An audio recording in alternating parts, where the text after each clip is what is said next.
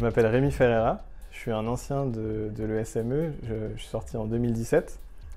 Ensuite, j'ai fait un master spécialisé à Télécom Paris Tech en data science.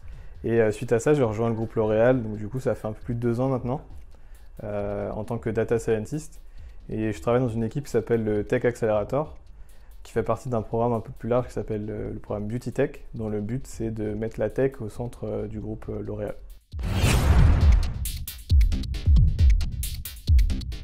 C'est un hackathon qu'on fait avec les étudiants de la majeure intelligence artificielle. Le but de ce hackathon, en fait, c'est dans le cadre d'un de nos projets qui s'appelle TrendSpotter. C'est un projet dans lequel on cherche à partir des données issues de réseaux sociaux à prédire et à identifier les nouvelles tendances du milieu du skincare, du make-up et du haircare. En fait, dans ce projet-là, on reçoit énormément de posts issus de réseaux sociaux et l'un des gros challenges, c'est de pouvoir les classifier dans leur thème. Donc, est-ce que c'est un post qui fait partie du skincare, du make-up, du haircare, ou est-ce que c'est un post où quelqu'un parle de ses vacances, par exemple? Donc nous, on a déjà un modèle qui fait ça en interne, mais on aimerait bien un peu se confronter à d'autres possibilités, d'autres façons de faire, et c'est l'idée de ce hackathon. C'est assez intéressant parce qu'on a mis en place une espèce de petite course entre les étudiants, donc il y en a qui sont vraiment pris au jeu. Le classement a pas mal changé, là il commence un peu à se stabiliser.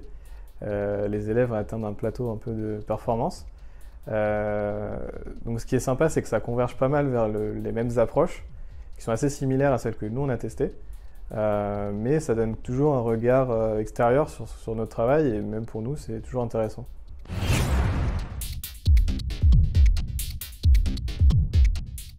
Alors c'est assez marrant parce qu'il y a, selon les groupes, il y en a qui sont partis directement sur des approches très compliquées, d'autres sur des approches beaucoup plus simples. Et en fait, ce qui est clé aujourd'hui dans ce milieu-là, c'est d'être très pragmatique pour que ça fonctionne. Et du coup, c'est plutôt les étudiants qui ont choisi ces méthodes-là simples et après d'essayer de les complexifier, qui sont en tête en ce moment. Et je pense que c'est quelque chose, j'espère, qu'ils vont retenir, c'est qu'il faut toujours être pragmatique, en tout cas quand on est data scientist.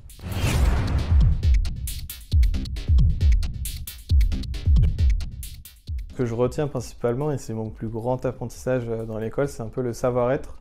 C'est ce qui me sert un peu au quotidien. Pas forcément toutes les capacités techniques que j'ai pu apprendre à l'école, mais toutes les capacités de présentation, de relationnel, etc. Et c'est quelque chose qui m'aide le plus aujourd'hui et qui m'a amené ici, du coup.